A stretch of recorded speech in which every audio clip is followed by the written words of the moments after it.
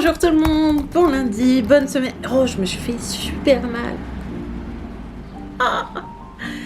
Qu'est-ce que je disais? Oui, nous sommes lundi 25 juillet 2022, il est 13h10. Et ben c'est parti pour un petit update. J'ai reçu plein des livres. Je me suis vraiment fait super mal en disant comme ça bonjour. J'ai 29 ans. Allez. J'ai reçu Heatwave de TJ Klune, ce qui me rend particulièrement heureuse parce que c'est le dernier livre dans la série The Extraordinaries.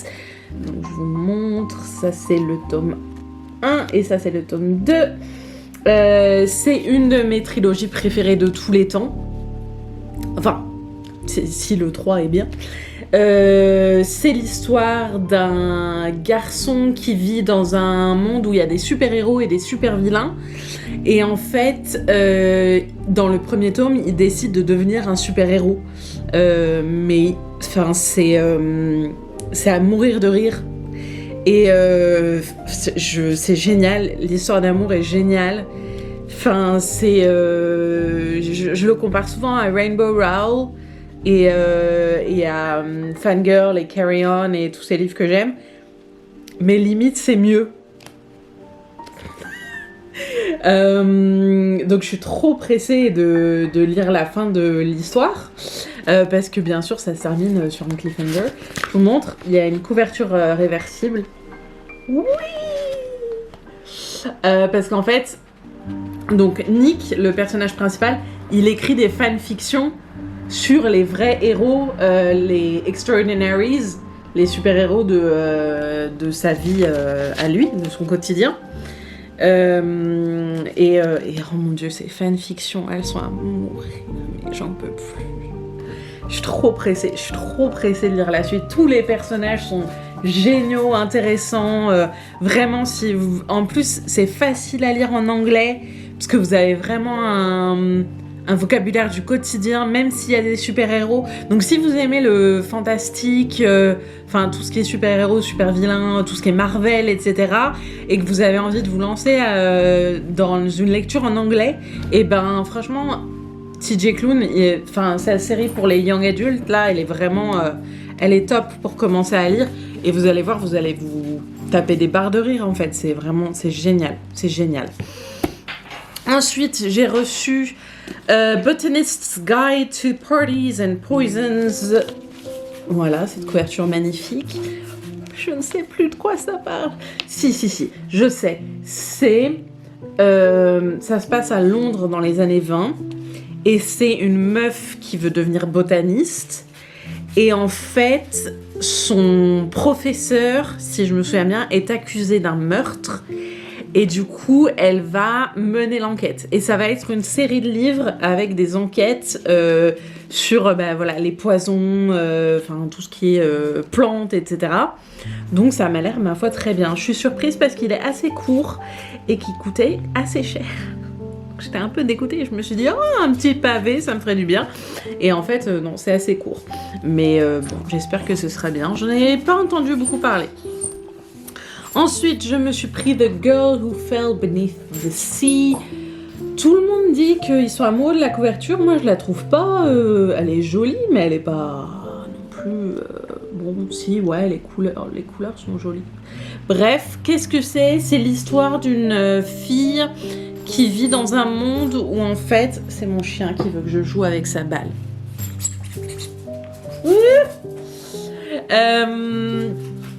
Qui vit dans un monde où il y a un dieu de la mer qui qui est en colère et qui fait subir des atrocités aux gens qui vivent sur Terre.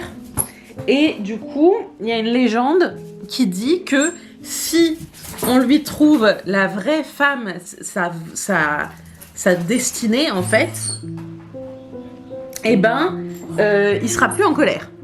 En gros, j'explique très mal, ma foi. Et du coup, il y a une femme qui est choisie, sauf que c'est la belle-sœur du personnage principal, si je me trompe pas. Et au dernier moment, le personnage principal se sacrifie à sa place. Et en fait, ce qui m'a beaucoup tenté dans celui-là, c'est que ça a été comparé en termes de vibe au studio Ghibli, donc tous les films de Hayao Miyazaki, etc. C'est vraiment un conte de fées, et il y a vraiment une ambiance Miyazaki, quoi. Donc c'est ça qui m'a tenté, parce que l'histoire en soi me semblait pas ouf. Mais j'ai vu une de mes booktubeuses préférées qui en a fait une critique et qui... Ah là là, c'est mouillé, c'est dégueulasse, c'est plein de poils. Qui en a fait une critique et qui a beaucoup aimé et qui a lu des passages et ça m'a vraiment intriguée. Donc je me suis dit, allez, hop là là, c'est la fête. J'ai des livres partout, je vous montre mon chien parce qu'il est trop beau. Ça, c'est mon chien. Il regarde la babale. Il adore la babale.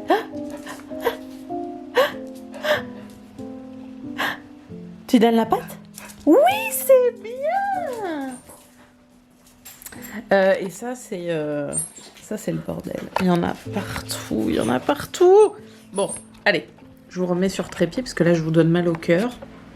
Oui. Ensuite, j'ai reçu Prince captif de je sais plus qui, Paca, machin. C'est le tome 1 et 2, l'esclave et le guerrier. Qu'est-ce que c'est l'histoire? C'est un mec qui s'appelle Damon, je suppose, en anglais. Et qui est l'héritier du trône, sauf que son demi-frère prend le pouvoir et que lui devient esclave sexuel. Dans un royaume voisin, ou je sais pas, un royaume, non, un... Oui, c'est ça, un royaume ennemi. Et voilà, donc ça parle d'esclaves sexuels. Je sais pas ce que ça vaut, ma meilleure amie Floriane les a lus plusieurs fois, elle a beaucoup aimé. Elle m'a dit qu'il y avait certaines choses qui étaient problématiques dans le livre. J'ai aussi un peu peur de la traduction française. Parce qu'en général, en scène de cul, on n'est pas très doué. Mais les éditions françaises étaient vachement plus belles que les éditions anglaises et aussi vachement moins chères. Donc, je me suis dit, allez, je tente. Faut faire confiance à la France un peu.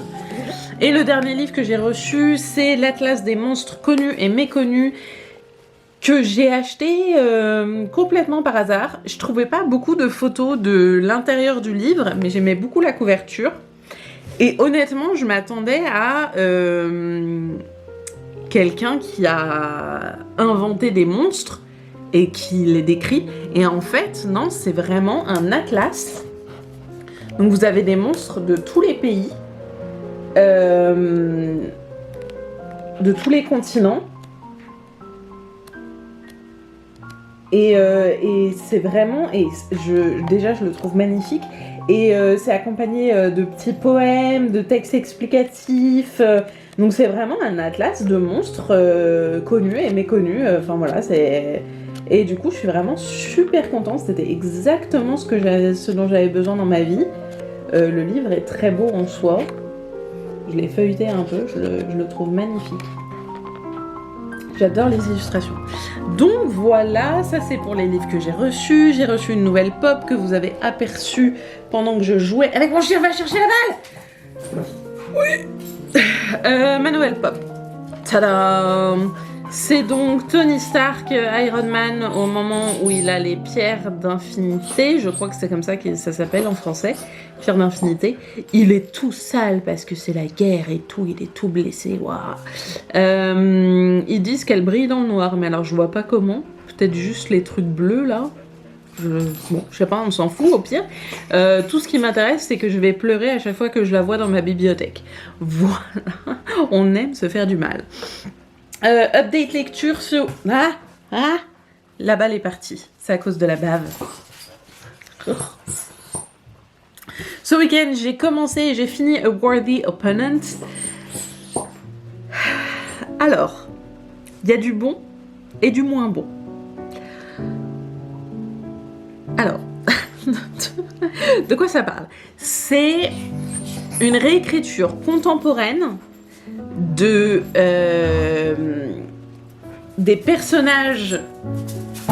Moi, je vais dire que c'est les personnages Disney. C'est relativement pompé des personnages, des mythes, des légendes, des contes de fées, etc.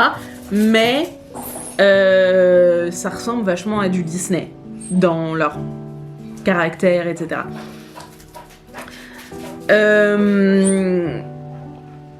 Donc ça se passe dans une ville où il y a les personnages Disney et c'est une réécriture, c'est une romance entre la fée Clochette et le capitaine Crochet. Et en soi, j'étais à fond de ouf là-dedans. Enfin, moi, j'étais prête pour ça dans ma vie. J'en avais besoin. Ah, j'ai mal visé. Je vais lui dire d'arrêter parce que ça commence à être chiant. Stop. Stop. Et donc, l'histoire, c'est que la fée Clochette s'est enfuie du territoire de Peter Pan parce que c'était un homme violent et abusif, casse-toi la mouche. Et voilà, et elle s'est réfugiée dans le territoire d'Hadès, qui est dans une relation polyamoureuse avec Meg et Hercule. Et qui contrôle un club sexuel qui s'appelle l'Underworld, où c'est un club où on va dans des pièces pour fabriquer des scènes sexuelles et en gros s'envoyer en l'air avec des gens. Voilà. Et donc Tinkerbell, Tink, elle s'appelle Tink dans le livre, elle est employée dans ce club. Et en fait, son contrat arrive à sa fin. Le problème, c'est que si elle quitte l'Underworld, elle va retomber sur Peter qui veut sa mort parce qu'elle l'a trahi, elle s'est enfuie. Et en faisant ça, Peter a perdu le territoire qui est maintenant aux mains du capitaine Crochet. Alors, du coup, Hook, donc le capitaine Crochet, lui fait un deal. Il lui dit « Tu m'épouses et moi, je te débarrasse de Peter Pan ». Et donc voilà, ils se retrouvent mariés et il y a la menace de Peter Pan sur tout le livre. Moi, j'aimais bien le principe. L'écriture est plutôt bonne. C'est un livre que j'ai lu en 2 jours. Je l'ai fini. Donc ça veut dire que c'était pas si mal que ça. Parce que sinon, je l'aurais pas fini, juste. Si ça avait été mal écrit, je l'aurais pas fini. J'aurais abandonné ma lecture parce que vraiment c'était un peu too much.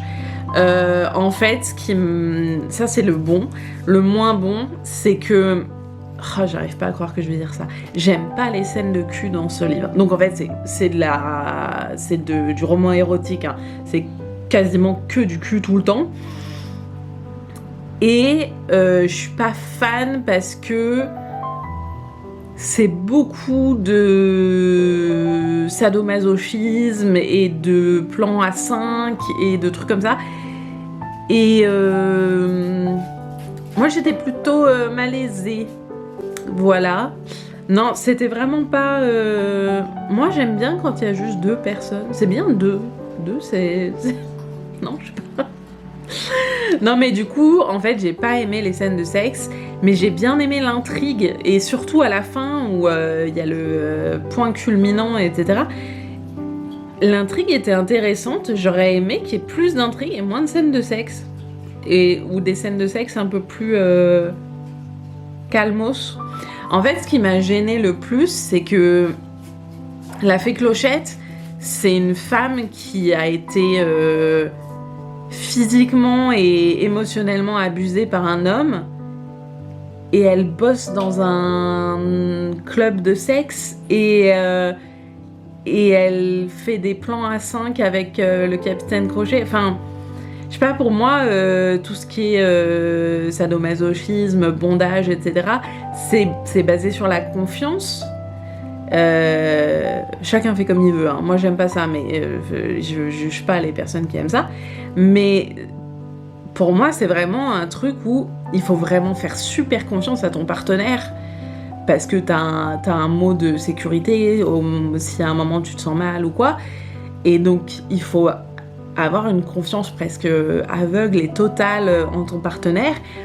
Et pour moi, une femme qui a été martyrisée pendant 4 ans et abusée pendant 4 ans, je vois pas comment elle peut faire confiance comme ça dans des jeux sexuels. Enfin, c'est ça qui m'a gênée en fait. C'est que pour moi, ça faisait... Je sais que c'est un livre érotique, donc le principe c'est qu'il y ait des scènes de cul. Mais pour moi, ça collait pas avec le personnage. Donc ça m'a gênée. Et du coup, j'ai mis 1,5 étoiles. C'est une série, il y a sur plein de personnages, notamment la Bête, avec Gaston et la Belle. Au début, je m'étais dit que je me le prendrais bien, et en fait, non, ça me suffit. C'était un peu trop hardcore pour moi en termes sexuels. Voilà. Sinon, j'ai commencé cet atelier d'écriture. Donc j'ai fait le premier jour, c'est vraiment chaque jour il faut faire un petit peu quelques exercices. Parfois c'est vraiment très très mauvais. Ça me fait beaucoup lever les yeux au ciel. Par exemple, l'auteur explique qu'il y a différentes sortes de récits et de genres. Donc c'est là. Et elle fait la liste de tous les genres qui existent, ce que je trouve complètement débile, parce que en fait, la littérature, elle se cantonne pas à ça. Tu peux écrire des livres qui mélangent les genres, et parfois c'est même les livres les plus intéressants. Et en fait, elle explique qu'il faut absolument choisir un genre et s'y tenir, et faire plaisir au lecteur, et surtout ne pas décevoir le lecteur. Et je trouve que c'est bizarre pour un atelier d'écriture de mettre une pression aussi hardcore sur le fait de ne pas décevoir le lecteur et de se renseigner sur le genre que tu as choisi. Alors que, je sais pas, moi, je veux écrire de la science-fiction qui est aussi de l'horreur, je veux écrire de l'horreur qui est aussi de la romance, je sais pas, j'aime bien mélanger les genres et j'ai pas envie de me cantonner à un seul genre. Et j'ai trouvé ça bizarre comme conseil. Et alors il y a un autre passage que j'ai annoté. Voilà.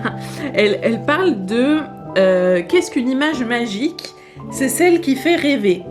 Donc en fait, elle explique son principe, c'est que si tu fais un gâteau, quand tu fais la description du gâteau, tout le monde va s'imaginer quelque chose de différent. Par exemple, là j'ai dit gâteau, moi je pense gâteau au chocolat, mais il y a une personne sur deux qui va pas penser chocolat, quoi. Donc ça c'est son principe, et elle dit qu'elle fait rêver les gourmands. Et après, il faut que je vous le cite parce que c'est trop drôle. Si maintenant je veux faire rêver les hommes, voici la version que je vous propose. Vous entrez dans une discothèque. Une somptueuse blonde vous sourit. Devant le vestiaire, 2 femmes se retournent sur votre passage. Puis en arrivant au bar, vous vous trouvez près d'une belle brune pulpeuse et sexy qui vous salue chaleureusement. Vous vous retournez vers la salle. Toutes les femmes sont en train de vous regarder avec des sourires incroyablement sympathiques. Avec ce début, je fais plaisir aux hommes. Mais c'est qui cette meuf ? Ça m'a fait mourir de rire. J'ai vu ça, j'étais là, mais n'importe quoi. Genre vraiment, donc... Et mais même, par exemple, il y a un moment là, soyez sincère et honnête dans vos écrits. Écrivez en dehors de toute agressivité. Et moi, 90% du temps dans ma vie, je suis vénère en fait. J'ai envie d'écrire vénère.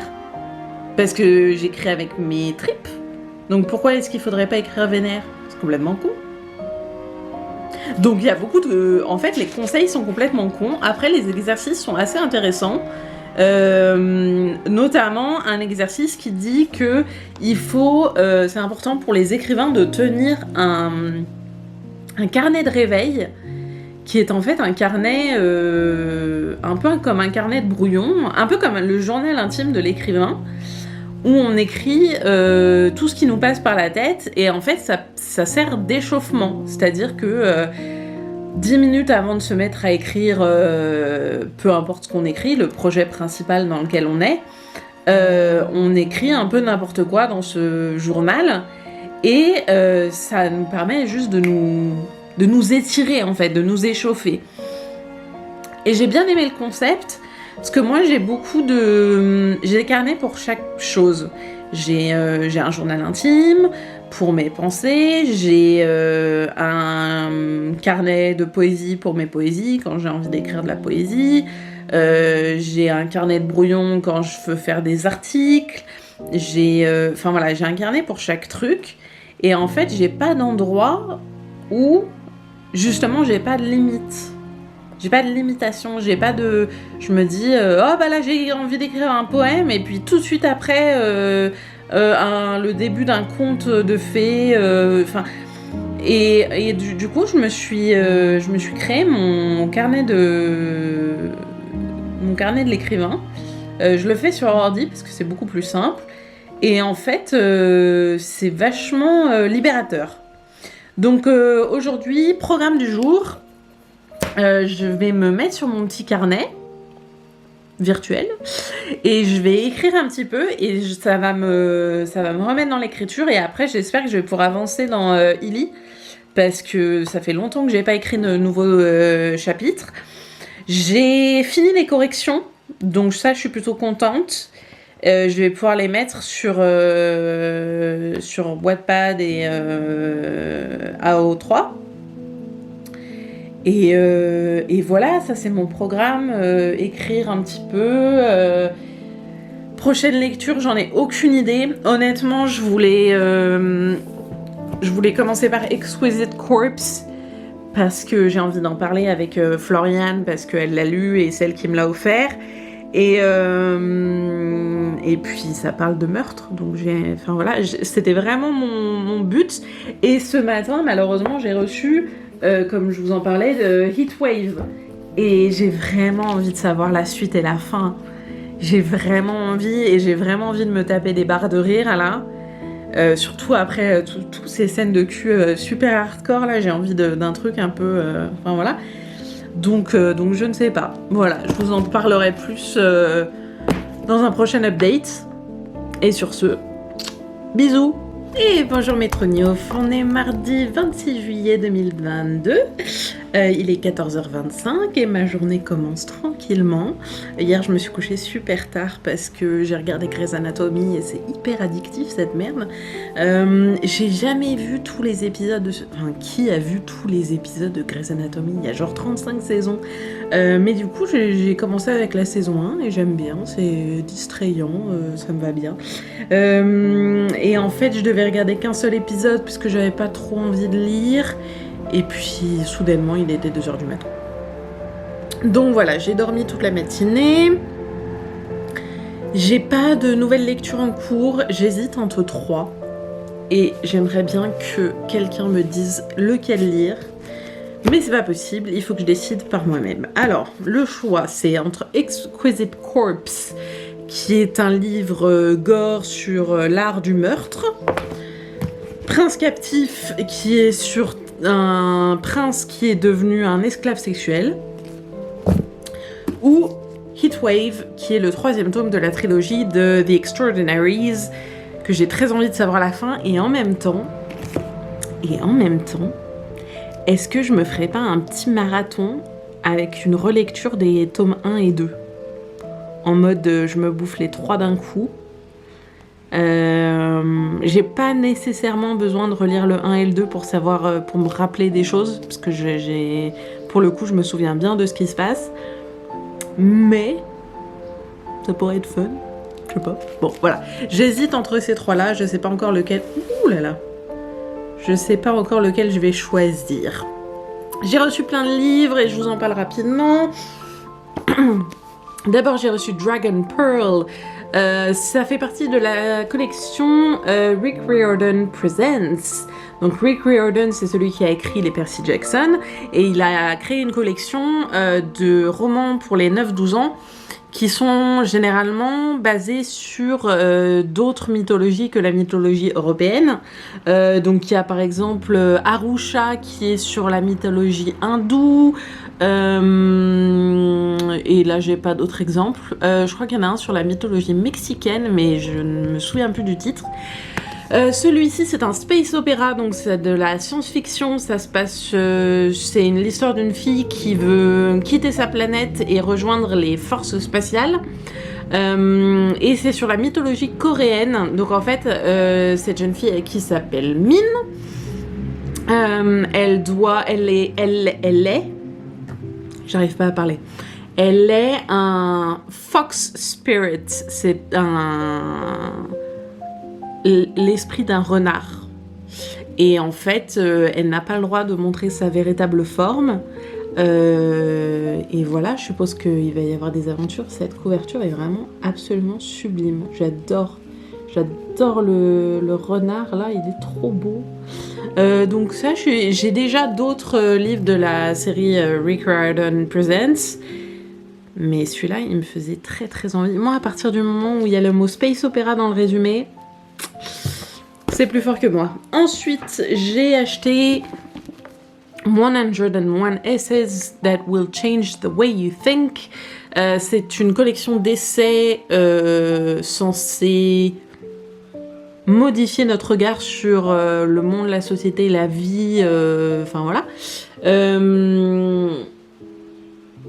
Je sais pas, j'ai vu plusieurs critiques, ça me tentait bien, j'avais envie de lire des essais, parce que j'aimerais en écrire moi-même, donc je me dis en lire ça peut être pas mal déjà.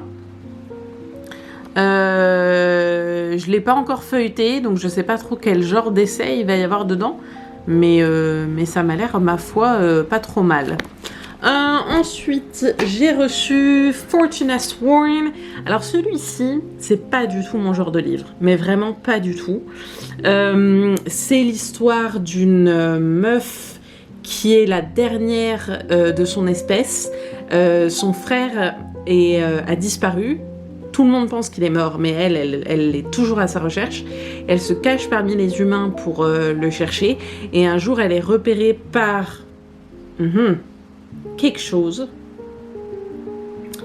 C'est ça, une fée. Enfin, en anglais, ils appellent ça des fées. Ça s'écrit F-A-E. Et je sais pas comment on pourrait le traduire en français. Mais et du coup, c'est une histoire de... elle fait un deal avec le gars pour qu'il retrouve son frère.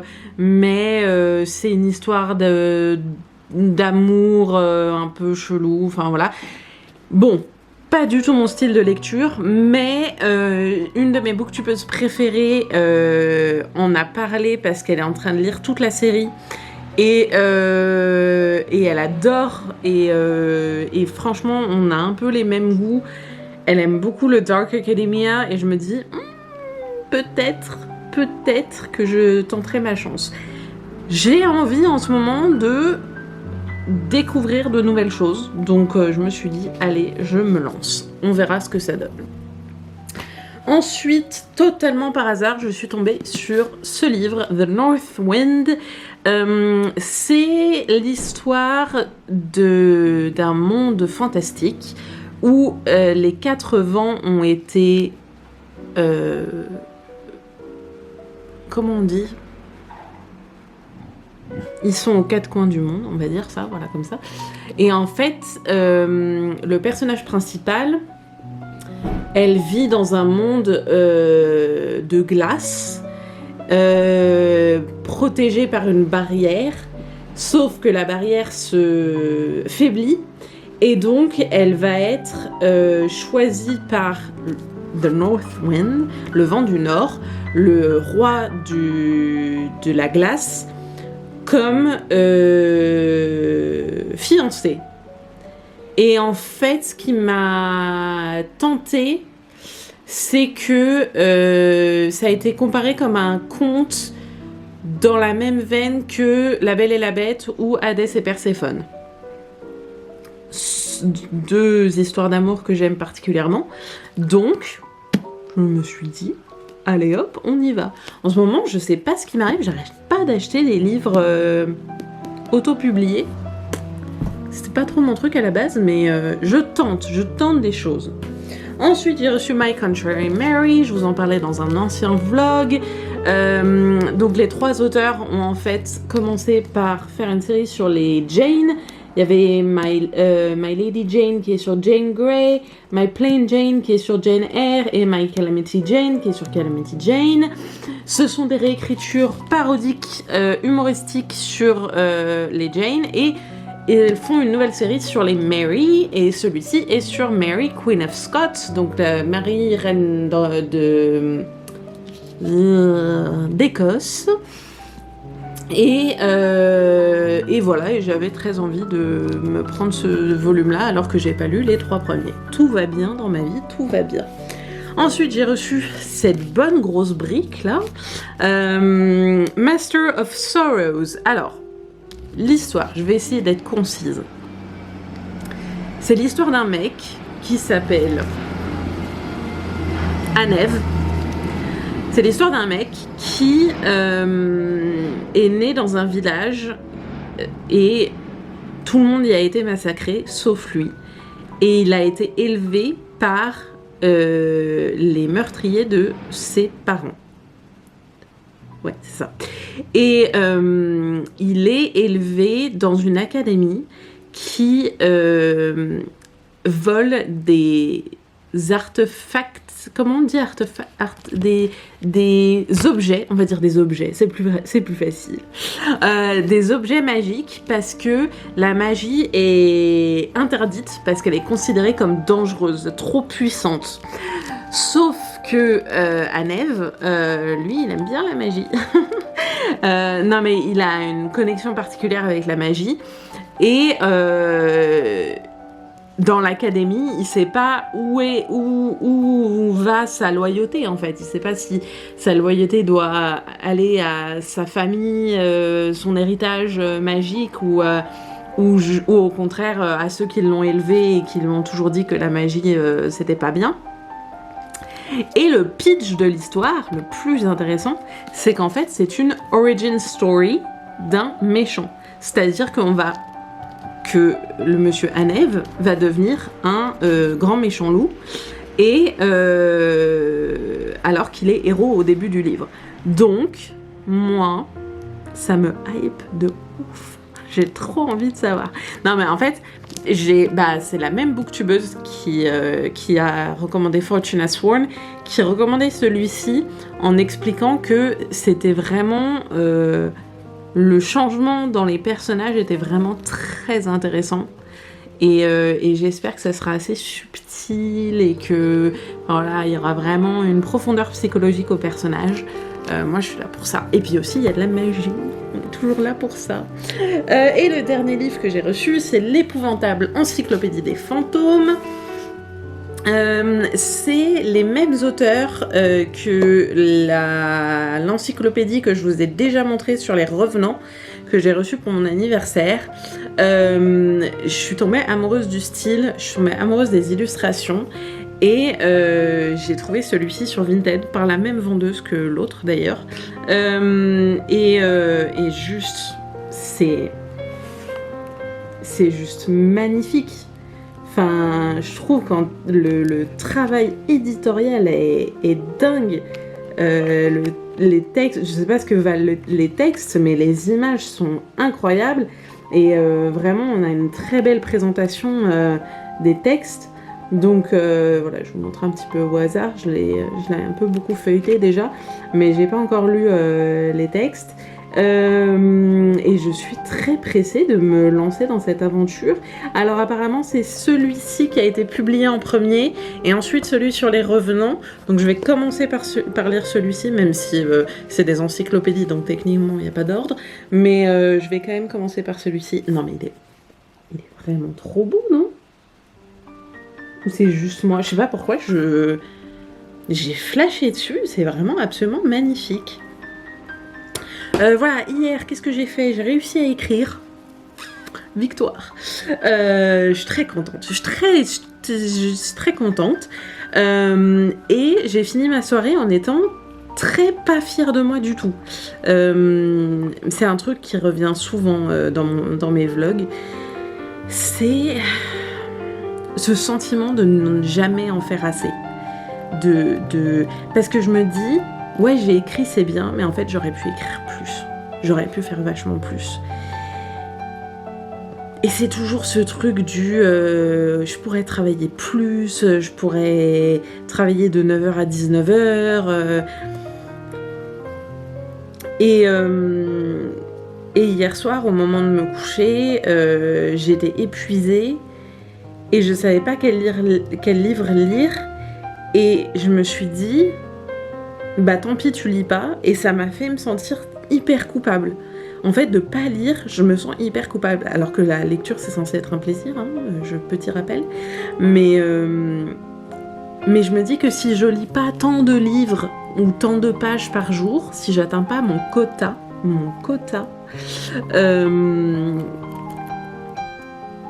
suis pas légitime en fait. En fait, c'est ça le mot. Je me sens pas légitime dans ce que je fais tant que j'accomplis pas des tâches avec une certaine... tant que j'accomplis pas de grandes tâches avec vraiment beaucoup de travail et d'implication et pas de sieste. Enfin voilà, je me sens toujours coupable de pas travailler assez, de pas... Et c'est super frustrant parce que du coup, en fait, cette culpabilité, elle m'empêche de travailler bien, de travailler efficacement. Parce que je suis là, je suis devant mon ordi et je commence à écrire et je me dis ouais, mais tu pourrais écrire plus vite, tu pourrais écrire plus, toujours plus. Tu mets 3 heures, là ça fait 3 heures que t'es sur un seul paragraphe et tout.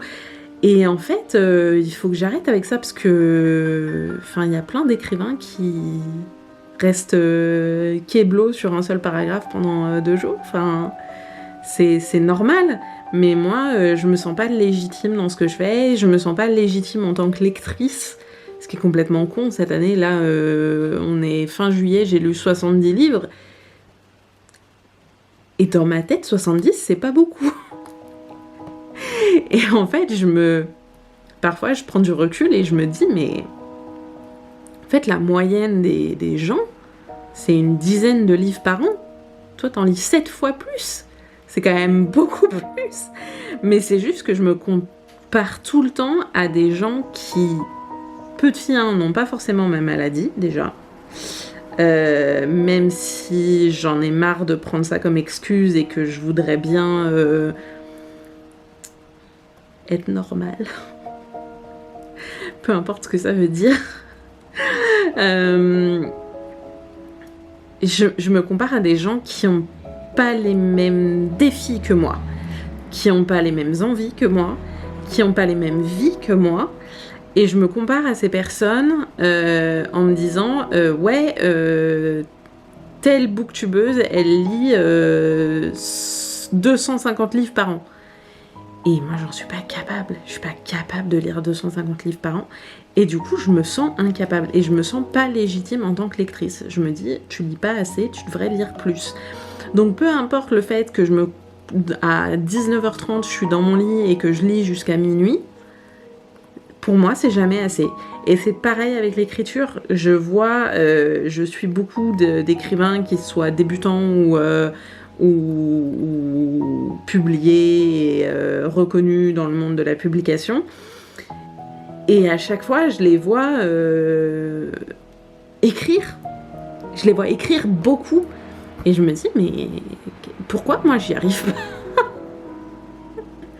Donc voilà. Donc c'est cette histoire de légitimité et de culpabilité qui me pèse tout le temps. Et j'aimerais bien m'en débarrasser. Donc au programme de cet après-midi, je vais me remettre sur le petit bouquin là que je vous ai montré, l'atelier d'écriture, pour m'échauffer un peu. Je vais faire quelques exercices. Et puis le truc du carnet de réveil de l'écrivain là, ça marche vachement bien. C'est hyper agréable. Je me pose devant mon ordi et j'écris tout ce qui me passe par la tête, y compris des idées de projets futurs ou même juste écrire. J'arrive pas à écrire. Et en fait, ça fait vachement de bien. Et je sais que ça compte comme de l'écriture, mais c'est pas de l'écriture qui est... On peut pas la vendre, en fait. C'est ça qui m'emmerde. Parce que j'aimerais bien écrire des trucs qu'on puisse vendre pour que je puisse gagner ma vie avec l'écriture. Mais bref, ça me fait beaucoup de bien, donc je vais continuer à faire ça. Donc ça va être mon deuxième programme. D'abord l'atelier d'écriture, ensuite mon carnet de réveil. Et ensuite, je vais essayer d'écrire un chapitre de Illy. Et puis, ce soir, je ne vais pas regarder Grey's Anatomy parce que c'est mal pour moi, je ne devrais pas faire ça. Je vais me décider à lire un livre, je ne sais pas encore lequel, ça me stresse de ouf. Et plus j'attends, plus je tombe dans une phase où j'arrive plus à lire du tout. Donc, il faut... fermer les yeux et choisir le livre et le lire. Et puis c'est tout. Et ça fait déjà 20 minutes que je parle. Je vais donc m'arrêter, vous souhaiter une bonne journée et écrire. Bisous. Je vous montre mon chien quand même. Il est trop beau. Ouh là là, il y a tout qui tombe. O'Malley ? Oh, t'es beau mon amour, viens me voir. Viens me voir. Oh là là, comme t'es beau. Tu donnes la patte ? Oh, c'est bien ça, mon ange. C'est bien. Oui, par contre, c'est... Voilà. C'est un peu parti en couille en termes de... Il y en a derrière aussi. Voilà, ça prend des proportions... Bon, je vous laisse. Bisous. Et coucou, c'est moi. Il est 15h quasiment. Et j'ai reçu un autre livre. Il y a un monsieur, il est venu à ma porte, il m'a dit tenez un livre. J'ai dit ok, mais il n'y a pas de souci, je prends. Alors, non mais vous allez être trop jaloux. Oh, cette couverture, je l'ai 100% acheté pour cette couverture, hein. Rien d'autre. Hein. Ça s'appelle Blood and Moonlight. Et c'est l'histoire d'une meuf qui a la capacité de voir les défauts dans l'architecture de bâtiments avant que ça devienne catastrophe. Ce qui est, ma foi, un don carrément cool, je trouve. C'est donc dans un monde fantastique. Et elle va être témoin d'un meurtrier qui quitte la scène de crime. Et elle va se retrouver embringuée. Qui dit ça ? Elle va se retrouver embarquée dans une enquête avec le détective qui cherche à capturer le serial killer, parce qu'en fait il va y avoir plusieurs meurtres. Et moi, quand il y a le mot serial killer, c'est juste, j'achète tout de suite, surtout quand il y a une couverture aussi jolie. Donc voilà, c'est une histoire de meurtre, de serial killer et de magie et possiblement d'amour. Et ben moi je suis là pour ça, je suis là. Et voilà, et c'est tout. Et cette fois, je vais vraiment écrire. Bonjour à tous, bon mercredi, nous sommes le 27 juillet 2022, il est 14h30. Regardez, je me suis mis un croissant. C'est Charles-Édouard. Oh là où ça sonne, c'est que le gâteau d'anniversaire de Monsieur Loulou O'Malley. Oh, comme t'es beau, mon amour. Eh ben il est prêt, c'est un gâteau à la banane et au beurre de cacahuète. Et on va manger ça tout à l'heure. Et quand je dis on, je veux dire lui, parce que moi je vais pas manger un truc dégueulasse. Voilà. Petite update lecture, les gars. Alors faut que je me... Ouh, magnifique. J'ai commencé tout juste, hein, j'ai lu 50 pages hier soir. Prince captif. Alors, la traduction est très médiocre. Bon, j'ai essayé de me concentrer sur l'histoire. Après, tout le monde me dit que c'est un livre problématique dans le sens où, dans les 50 premières pages, en fait, c'est l'histoire d'un prince qui se fait trahir par son demi-frère, qui le dépouille de son identité et le vend comme esclave sexuel au royaume ennemi. Donc, bien évidemment, il ne peut pas révéler son identité, sinon il sait qu'il va mourir. Et donc, il devient esclave dans ce royaume enfin, il devient le jouet du prince ennemi. Et donc dans les 50 premières pages, on a déjà une scène où il se fait presque violer, et une autre scène où il doit violer un enfant, mais il refuse de le faire. Mais voilà, il y a beaucoup d'histoires de viol, de pédophilie. Donc je comprends pourquoi les gens parlent d'un livre problématique. Après, bon, j'en suis qu'au début, donc voilà, je ferai une vraie critique quand je l'aurai fini. Mais pour moi, c'est pas tellement problématique dans le sens où l'auteur, elle sait très bien qu'on sait que c'est pas bien de se faire violer ou de violer un enfant. Et elle construit son monde en nous disant, bah c'est pas bien, en gros. Et je veux dire, si on avait échangé le mot viol par le mot meurtre, je suis sûre que les gens auraient pensé que c'était beaucoup moins problématique. Mais voilà, c'est le côté pédophilie qui est un peu hardcore. C'est plus, enfin voilà, je pense que le côté viol est plus hardcore que si ça avait été des meurtres. Mais bon, je vais finir de le lire d'abord parce que je sais pas, ça se trouve ça va devenir vraiment très problématique par la suite. Donc voilà, j'ai aussi commencé l'Atlas des monstres connus et méconnus. Pour l'instant, c'est vachement bien, donc c'est vraiment présenté par continent. J'ai fait quoi? J'ai fait l'Afrique, je crois. L'Afrique. Et je vais passer à l'Amérique. Et c'est bien, mais moi, j'aurais aimé que... par exemple, on a des illustrations comme ça, qui sont vraiment très belles. Et ce genre de monstres. Donc... je trouve que c'est bien parce que on découvre plein de monstres, des contes et légendes et des mythes de pays différents des nôtres. Par contre, je trouve que le texte qui accompagne, c'est pas assez raconté. C'est presque trop scientifique. Ce qui est bizarre parce que techniquement on parle de contes, donc ça devrait être plus, je sais pas, plus poétique, plus... je sais pas, il me manque quelque chose au niveau du texte. Mais sinon, les monstres qu'on découvre sont trop cool. Et je suis vraiment contente parce que c'est ce qu'il manquait à ma vie. Ensuite, réception lecture. J'ai reçu 3 livres. Le premier, c'est Wild West Dragon. Alors, c'est par l'auteur qui a fait les 2 livres dont je vous ai parlé, celui sur les revenants et celui sur les fantômes. Donc, les illustrations sont absolument magnifiques. Celui-ci est le tome 3 d'une série sur les dragons. J'essaie de vous montrer les images un peu. Elles sont vraiment extraordinaires. J'adore. Je trouve le livre magnifique en lui-même. Donc j'ai commandé le tome 1 et 2 qui devrait arriver incessamment sous peu. Donc je vais pas lire le tome 3, ça me paraît logique. Mais voilà, c'est un récit de voyage à la découverte des dragons. Donc ça me paraît vraiment très bien. Ensuite j'ai reçu Voyage aux frontières de la vie. Alors, je sors complètement de ma zone de confort avec ce livre. En fait, c'est elle est quelque chose.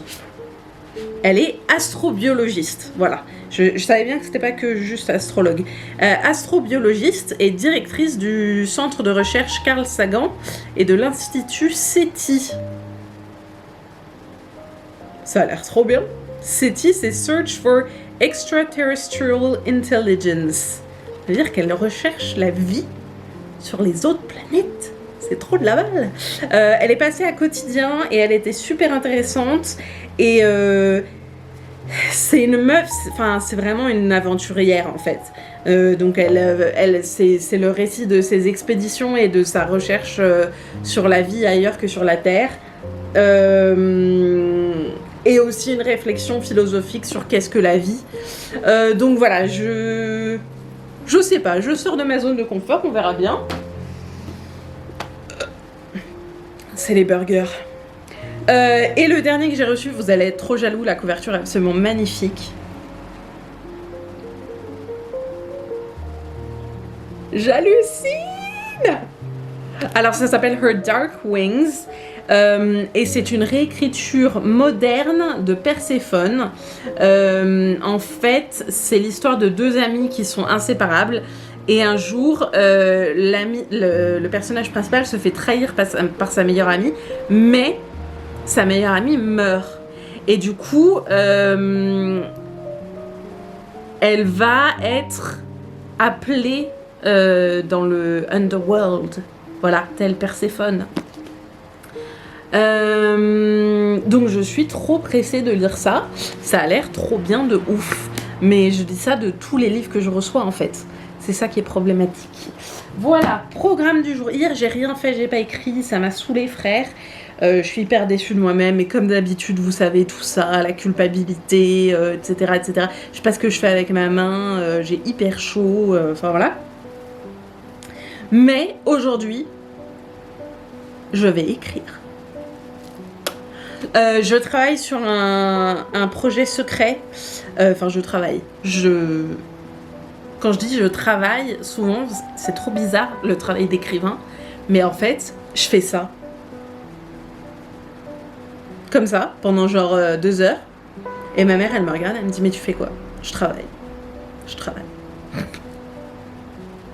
C'est parce que j'imagine des trucs dans ma tête. Voilà, c'est mon petit projet à moi, doudou. Je vais peut-être me mettre à... Je suis en train de le plotter. Je vais peut-être me mettre à écrire quelques scènes aujourd'hui. Et puis sinon, je vais avancer dans Illy. Et puis on verra où nous mène la vie. Et faut que j'aille chercher le gâteau. Je vais chercher le gâteau d'anniversaire de mon chien. Dites bonjour à mon chien, il est trop beau. Oui, mon loulou, viens me voir. Viens voir Mamoun. Viens voir Mamoun. Oh, c'est trop beau, mon amour. Oh là là, qu'est-ce qu'il est beau, ce chien. Je sais pas filmer. Apparemment, j'ai des problèmes de direction assistée. Ah! Donc là, il me lèche les pieds parce qu'il adore ça. Parce que j'ai les pieds qui puent. Ah, mon loulou! Maman, elle a les pieds qui puent. Ok. Je vais chercher le gâteau parce que sinon, il va être cramé. Bisous! Tada! Donc pour ceux qui s'inquiètent, ce n'est pas un gâteau pour humains, c'est un gâteau pour chien. Donc il n'y a pas de farine, il n'y a pas de sucre, enfin voilà. Il y a juste un œuf, un yaourt non sucré, une banane et un peu de beurre de cacahuète pour chien. Donc sans huile de palme ni ce genre de conneries. Voilà, je trouve qu'il a plutôt une belle gueule. Par contre, si vous saviez comme ça pue, c'est horrible, genre... Ouais, ça pue la mort.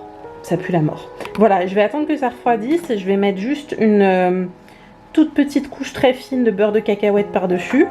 Et après, je lui donnerai, je sais pas, peut-être un quart à la place de ses croquettes pour ce soir. Et il est très content. T'es impatient, mon loulou? C'est ton anniversaire aujourd'hui. Ouais, t'es grand, t'as 4 ans. T'es un petit vieux déjà. Ouais, t'es un petit vieux. Et voilà. Tu lui donnes juste le petit quart. Non, Non mais c'est ridicule, il va manger ça en 5 secondes. Bah voilà, il l'a mangé. Donne-lui le quart. c'est trop garant. C'est pas trop, je te dis. C'est un gâteau spécial pour les chiens. Allez mon loulou. C'est ton gâteau d'anniversaire parce que t'as 4 ans et que t'es un grand garçon. Et voilà. Moi, je te dis, va être malade. Ah bah d'accord, tu manges tout d'un coup quoi. Il n'y a pas de dégustation, merci maman d'avoir cuisiné. Bon bah voilà. C'était bon? C'était bon?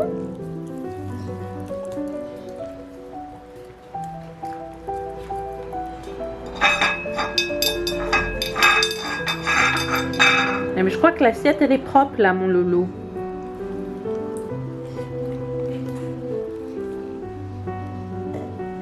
Oh, une petite rototo comme ça là. Et c'est pas Mamoun qui a fait le gâteau, c'est moi. C'est à moi que tu dois dire merci mon loulou. Au malais. C'est moi que j'ai fait le gâteau. Il se bat. Non mais quel bâtard. Et bonjour tout le monde, nous sommes jeudi 28 juillet, il est 15h20 et je vous fais un petit update. Alors, hier soir je suis arrivée à la moitié du Prince captif, le premier tome, donc l'esclave. Ça c'est une édition qui comprend le tome 1 et 2. Moi j'aime bien pour l'instant. C'est un peu lent. Et c'est dérangeant dans le sens où je comprends pourquoi les gens disent que c'est problématique. Parce que, en fait, l'auteur, elle nous dépeint une société de débauche. Donc, en gros, il y a des gens...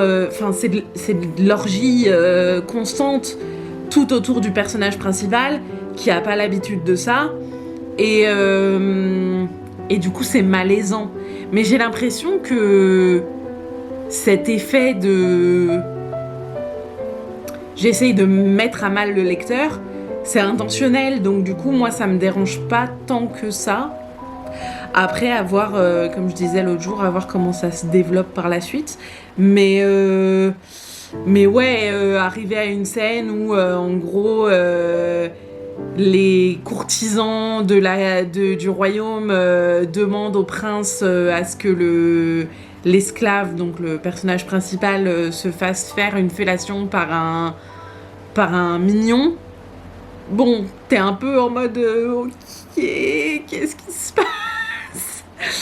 Mais j'ai de la buée sur mes lunettes comme d'habitude, c'est très chiant. Mais voilà, pour moi ça reste intentionnel de la part de l'auteur que de nous mettre mal à l'aise. Donc voilà, je suis pressée de savoir comment ça va se développer, surtout en termes d'intrigue politique. Moi, c'est ça qui m'intéresse le plus.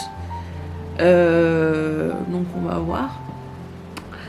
Sinon, j'ai reçu aujourd'hui ma pop numéro 3633. Non, je sais plus où j'en suis. Voilà, c'est Gamora quand elle est petite fille avec... Est-ce que je peux avoir une mise au point? Oui, avec la fameuse dague. Elle est vraiment très très belle, je suis très contente. J'ai pas pris Gamora adulte parce que... quand tu veux. Non, tu veux pas? C'est pas gentil. Donc vous aurez une Gamora floue. Gamora floue, j'ai pas pris Gamora adulte parce que elle était moins jolie. Voilà. Et j'avais très envie d'avoir une Gamora dans ma collection. Et ce passage me fait du chialer, donc j'aime bien. Comme ça, je vais pouvoir pleurer en regardant ma Gamora. J'adore ça. Réception lecture, j'ai reçu Sur la piste des dragons oubliés de Blackmore, le premier cycle. Donc j'ai reçu hier le 3e cycle. Il est magnifique. Il est vraiment... Non mais rien que la couverture... Déjà, on part sur du très très beau truc. Et ensuite, donc ça c'est tenu comme un carnet de voyage. Je vais vous montrer les premières pages. Ta-da-da. Voilà, ça se tient comme un carnet de voyage. Et c'est un mec qui part à la recherche des dragons oubliés. Comme l'indique le titre, hein, j'ai envie de dire... Jusque-là, rien d'extraordinaire, mais vraiment les illustrations et la mise en page, enfin moi je trouve que la façon dont a été édité toute la mise en page du livre est vraiment splendide, même l'écriture, je trouve ça absolument magnifique. Je suis en admiration la plus totale devant les illustrations et le travail éditorial qui a été fait. Je sais pas si on peut voir des pages entières parce qu'il est quand même assez grand. Donc voilà, ça se lit comme un carnet de bord et il est vraiment splendide. Je suis trop contente. Et je pense que dès que j'aurai fini l'atlas des monstres connus et méconnus, je vais me lancer là-dedans. Je suis pas censée recevoir le tome 2 avant un petit moment.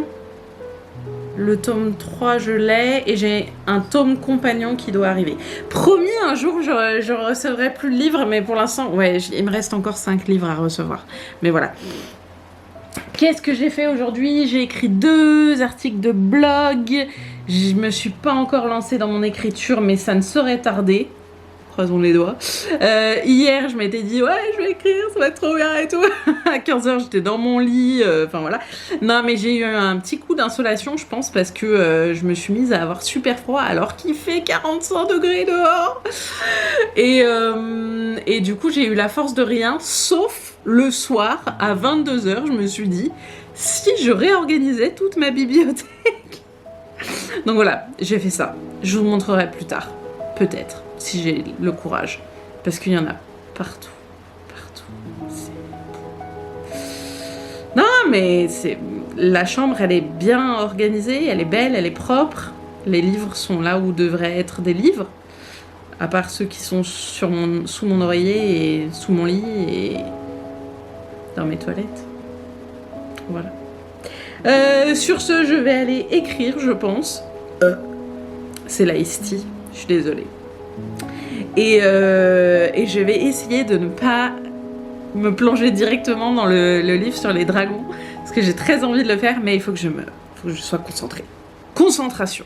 Allez, c'est parti. Bonjour tout le monde, bon vendredi, nous sommes le 29 juillet 2022.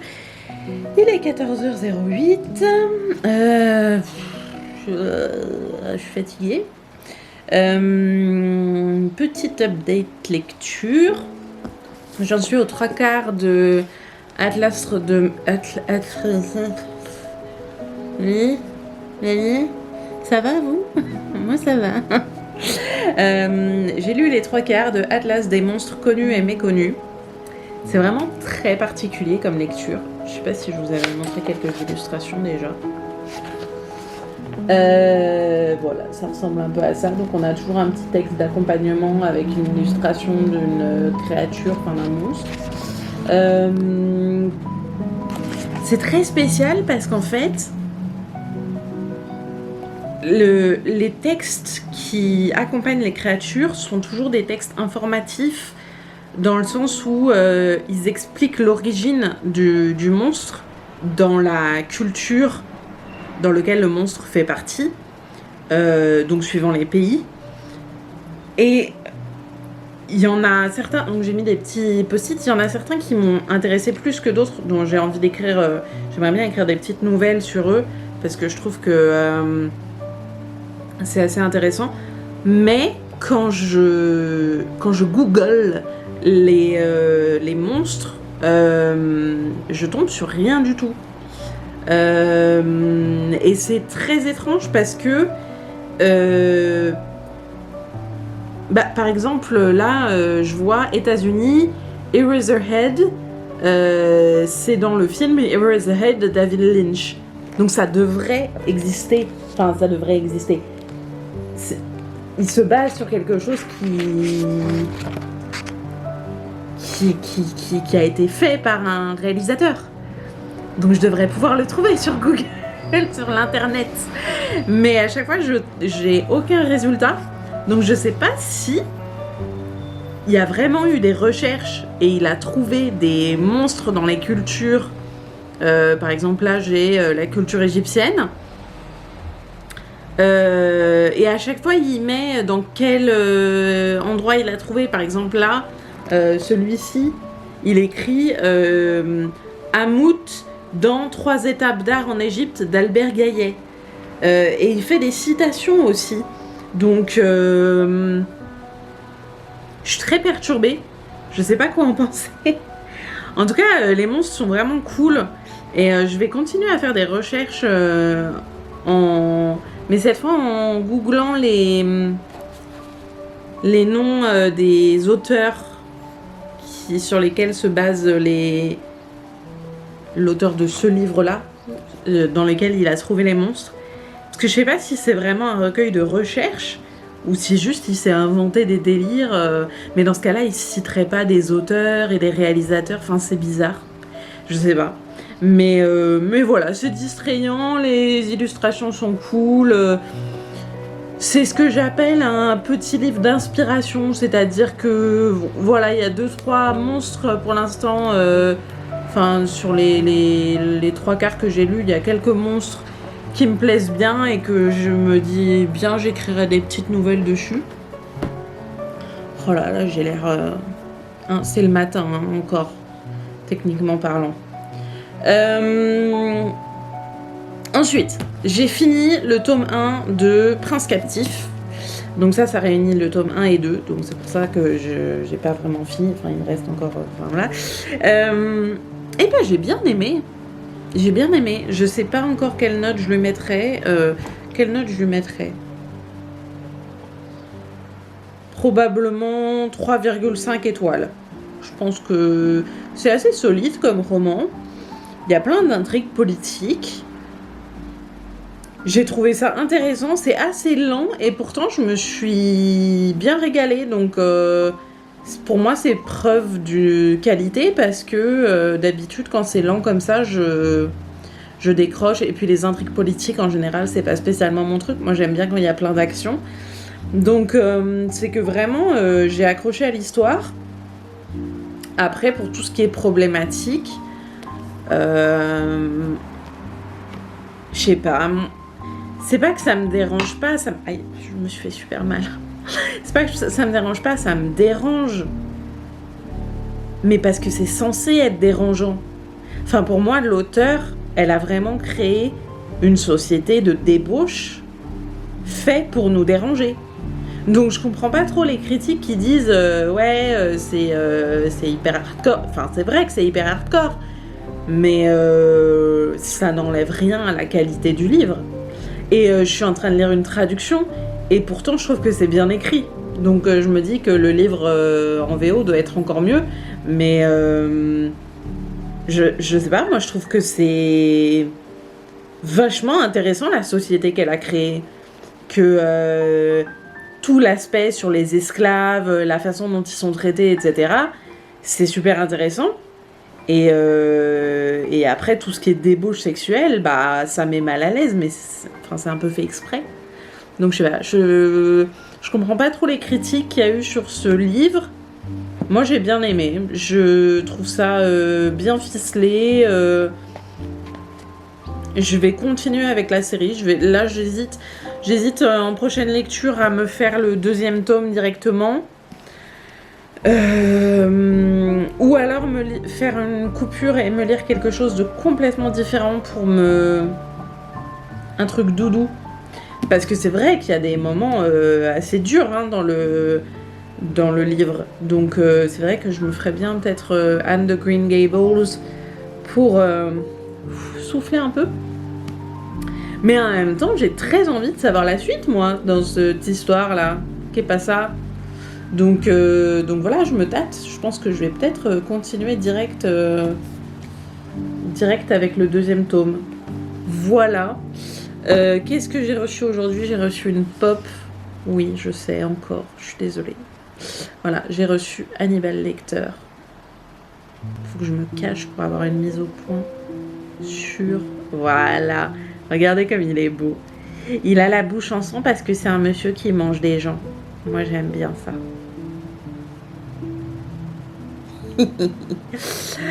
Voilà. J'ai pas reçu le livre pour la première fois depuis le début de la semaine. De quoi je voulais vous parler? Je voulais vous parler de l'atelier d'écriture que je suis en train de faire. Faut que je retrouve mes trucs. Je suis très organisée aujourd'hui. J'ai même pas sorti mes affaires pour vous parler des choses. Donc je suis en train de lire et de faire cet atelier d'écriture par Laure d'Astragal. Et c'est ma foi très basique. Hop. Mais en même temps, les exercices d'écriture sont pas mal.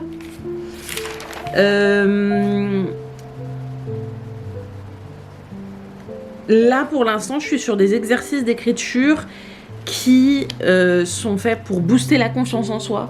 C'est-à-dire que c'est des exercices plutôt psychologiques du type notez vos convictions positives, quels sont les freins que vous vous mettez, quels sont les ennemis à l'écriture que vous avez, qu'ils soient des personnes réelles ou des personnes, des freins dans votre propre imagination.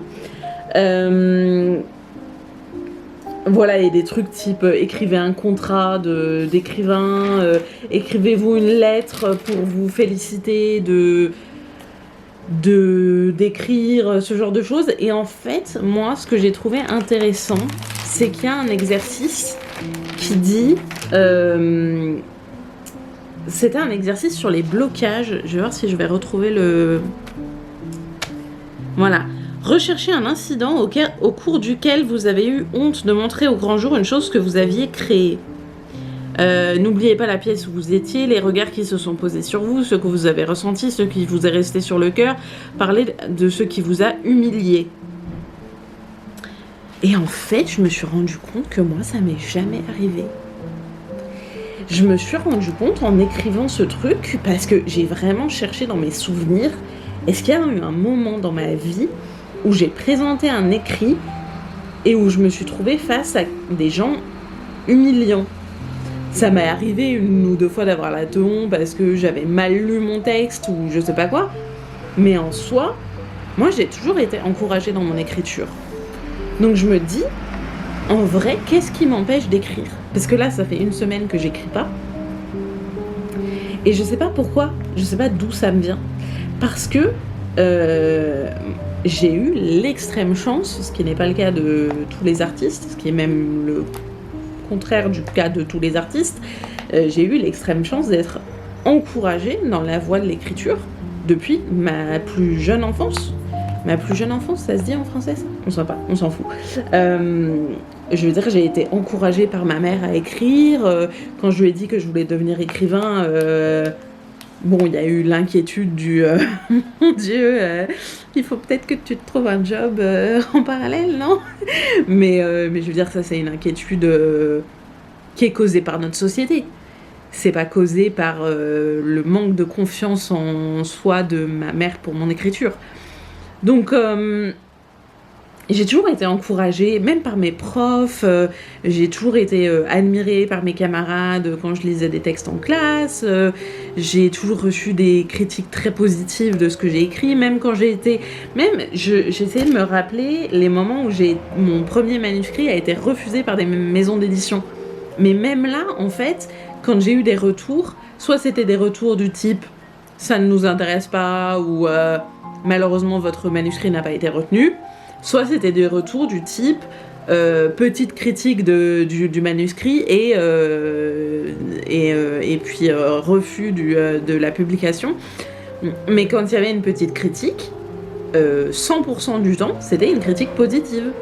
C'était du type talent d'écriture indéniable, voilà, mais par contre, voilà, petit défaut, il se passe pas grand chose dans l'histoire ou je sais pas quoi, ce qui m'a permis de m'améliorer dans mon écriture, mais j'ai pas eu de critique qui disait c'est de la merde, c'est mal écrit, il faut que vous revoyiez tout votre système d'écriture, vous ne serez jamais publié, je ne sais pas, enfin voilà, c'était vraiment des critiques positives à chaque fois, et donc j'ai jamais ressenti de la honte ou de l'humiliation à présenter un projet. C'est partager mes écrits, ça a toujours été du plaisir parce que j'ai toujours reçu quelque chose de très positif en retour. Donc en écrivant ça, je me suis vraiment demandé d'où elles me venaient toutes ces barrières que je me suis mises. Je pense que c'est vraiment, c'est en grande partie la société qui fait que quand je travaille sur mon écriture, je gagne pas de l'argent et c'est mal vu et voilà. Et quand je dis aux gens que je suis auteur à temps plein en ce moment, parce que je reçois l'AH et que du coup ça me permet de... Pour moi, c'est comme si l'AH, c'est donc l'allocation handicapée, c'est comme si on me donnait un salaire pour tout le temps que je passe à écrire. C'est comme ça que je l'ai vu quand je l'ai reçu. Je me suis dit, ok, tu le considères comme ton salaire d'écriture jusqu'à ce que, pendant 5 ans, jusqu'à ce que tu aies trouvé un agent et tu sois publié et que tu puisses vraiment vivre de ton écriture. Mais je considère mon AH comme un salaire d'écriture. Et quand je dis aux gens que je suis auteur à plein temps, on me demande toujours qu'est-ce que j'ai publié. Et je te réponds toujours, mais j'ai rien publié encore. Mais pourtant, j'écris à temps plein. Et bref, tout ça pour dire, j'ai toujours des barrières là-dedans, là. Des barrières qui me disent je je sais pas en fait. Je sais pas ce qu'elles me disent. Tu vas pas y arriver, c'est mauvais. Et je comprends pas pourquoi. Si j'ai toujours des retours positifs, pourquoi est-ce que je penserais que c'est mauvais? C'est complètement débile. Je crois que je suis un peu débile sur les bords. C'est un peu. Mais voilà, bref, c'était une réflexion. Enfin, je me suis dit vraiment, j'ai eu de la chance toute ma vie. Pourquoi est-ce que je m'auto-sabote? Pourquoi est-ce que j'écris pas là en ce moment? Ça me stresse. J'arrive pas à m'y mettre. Si je fais cet atelier d'écriture là, ça me permet d'écrire un peu, c'est pas de l'écriture qui va aboutir sur un roman, qui va possiblement aboutir sur une publication. Ça reste de l'écriture. Parfois, l'écriture, c'est regarder un mur pendant 3 heures et juste imaginer son histoire. Hein. Il n'y a pas que le fait de tapoter sur son clavier. Et ça, c'est difficile à accepter. Je pense que c'est un truc le plus difficile à accepter en tant qu'écrivain, c'est de se dire que l'écriture, c'est pas juste le fait d'écrire et de se dire ok, là j'ai mon premier jet, ça y est, c'est fait et allez, je peux envoyer mon manuscrit à des gens. Non, en fait, il y a la phase où on fixe un mur pendant 3 heures en se disant ok, il va se passer ça, mais du coup, pour qu'il se passe ça, comment est-ce que je fais que... Et mon personnage, alors, ah ouais, elle serait comme ça, et voilà. Et il y a aussi toute une phase, moi, où je vais sur Pinterest, et je me fais des tableaux avec des images pour me situer dans mon histoire, etc. Donc, il y a vraiment toute une phase où juste j'écris pas, mais je prépare mon histoire. Après, il y a la phase d'écriture, où évidemment, je suis devant mon ordi, j'écris. Et pendant cette phase d'écriture, il y a aussi des phases où juste j'écris pas, mais je réfléchis à mon histoire. Et c'est de l'écriture aussi. Mais c'est super dur à accepter parce que on a cette vision de l'écrivain qui est toujours en train d'écrire. Sauf que c'est pas comme ça que ça fonctionne. Et voilà, et puis il y a toute la phase de réécriture. Là, je vais passer en phase de réécriture de Hyde parce que ma meilleure amie Floriane a bientôt fini les corrections. Et c'est pas de l'écriture en soi parce que c'est déjà écrit, mais c'est de l'écriture parce que je repasse derrière et je dois tout réimaginer, ce qui ne fonctionne pas, etc., avant de pouvoir l'envoyer à des agents. Donc c'est de l'écriture quand même, et j'ai l'impression... Enfin, c'est difficile à accepter parce que je me dis, je suis en train de perdre du temps à travailler sur un livre que j'ai déjà travaillé dessus, alors que je pourrais être en train d'écrire quelque chose de nouveau. Alors qu'en fait, non, c'est juste, je crée un travail abouti. Et donc voilà, ça c'est un truc difficile à accepter en tant qu'écrivain, le fait qu'on soit pas tout le temps en train d'écrire. Et moi, ça me stresse, je me sens toujours hyper coupable vis-à-vis du fait que je suis pas en train d'écrire un roman en 2 jours. Mais c'est quoi ces attentes complètement irréalistes là? J'en peux plus. Donc voilà, il faut que je travaille sur ma culpabilité. Je sais pas si vous avez remarqué, c'était un truc assez récurrent chez moi. La culpabilité de pas être en train de travailler H24 constamment. J'en parlais à ma psy hier, j'ai raté ma séance avec ma psy, j'ai complètement oublié. On a fait un quart d'heure de séance parce que j'ai la tête ailleurs en ce moment. Et bref, je lui en ai parlé et je lui ai dit que j'écrivais pas en ce moment. Et elle me dit, vous prenez des vacances. Et je lui dis, mais dans ce cas-là, ça fait 30 ans que je prends des vacances. Et donc voilà, c'est très difficile pour moi d'accepter qu'il y a des moments où j'écris pas. Parce que je pense que cette culpabilité vient aussi des réseaux sociaux. Alors, je suis pas une critique des réseaux sociaux, j'adore les réseaux sociaux. Pour moi, c'est quelque chose qui m'a vraiment sauvé la vie à une période où j'en avais vraiment besoin pour ma santé mentale. Ça m'a permis de rencontrer des gens qui étaient comme moi. Ça a été des belles rencontres et j'ai rarement eu des haters sur mes réseaux sociaux. Donc, moi, j'aime beaucoup ça et ça me fait beaucoup de bien. Par contre, vraiment le downside de ça, c'est que je suis pas mal d'écrivains publiés sur les réseaux sociaux, et de ce que je vois de leur quotidien quand ils font des stories, etc., de leur quotidien, j'ai l'impression qu'ils sont toujours en train d'écrire, ces gens. Je me dis, mais c'est pas vrai, ils ont des super pouvoirs, comment est-ce qu'ils font? Et puis c'est souvent des gens plus jeunes que moi. Et je me dis, mais qu'est-ce que j'ai chié dans mon parcours pour arriver à 30 ans et toujours pas avoir publié de roman. Et enfin, c'est une pression que je me mets toute seule, mais c'est une pression qui est réelle dans ma tête. Mais d'ailleurs, c'est peut-être ça une de mes barrières. Tu vois, là, je suis en train de regarder mon petit carnet d'écriture.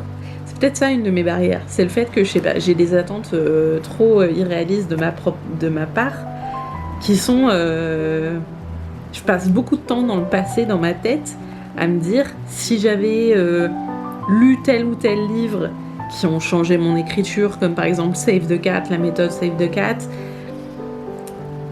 j'aurais déjà publié quelque chose. Si j'avais eu plus de maturité, j'aurais peut-être quitté les études et j'aurais peut-être même pas fait du tout d'études et je serais juste restée chez ma mère à 18 ans.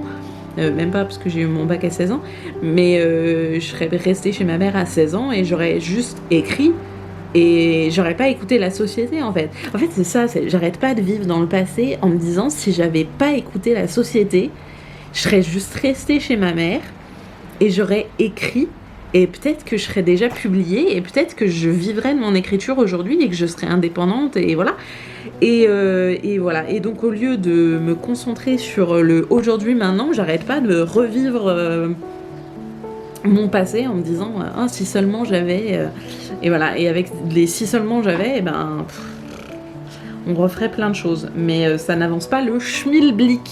Et alors moi j'ai découvert le schmilblick, c'était un mot inventé par je sais plus quel comédien, qui est une invention qui ne sert absolument strictement à rien et donc qui peut servir à tout. Voilà, c'est votre petite anecdote du jour. Si un jour vous voulez le placer dans un dîner mondain, le schmilblick. Voilà. Sur ce, je vais essayer d'aller écrire. Je ne ferai sûrement pas d'autres updates parce que j'ai pas d'autres choses à vous dire au niveau update lecture. Je viens de finir un roman. Je vais sûrement finir Atlas des monstres connus et méconnus pour pouvoir ce week-end me lancer dans le livre sur les dragons là, que je vous ai présenté, qui est juste trop beau. Je l'ai feuilleté hier soir, il est vraiment magnifique. Donc voilà. Et puis ce week-end, je vais essayer d'écrire quelque chose, n'importe quoi. Je sais pas. J'y arrive pas, au secours. Non, mais on va continuer d'essayer. On va continuer d'essayer et on va essayer de travailler sur les barrières mentales débiles que je me mets toute seule et puis qui font que j'oublie qu'il faut que je prenne du plaisir à écrire, sinon ça ne sert à rien. Donc voilà. Sur ce, je vous souhaite un très bon week-end. Je vous dis... j'allais dire merde. Non, je vous dis pas merde, je vous dis à la semaine prochaine. Si j'ai survécu d'ici là, d'après la condition de mes cheveux, je pense pas. Je pense que non. C'est fini. Non. Il y en a beaucoup en plus. Moi j'ai chaud là. Et puis à la semaine prochaine. Et puis peut-être que la semaine prochaine j'aurai écrit des trucs. Et je pourrais vous en parler. Voilà, je vous fais des gros bisous. Et à bientôt.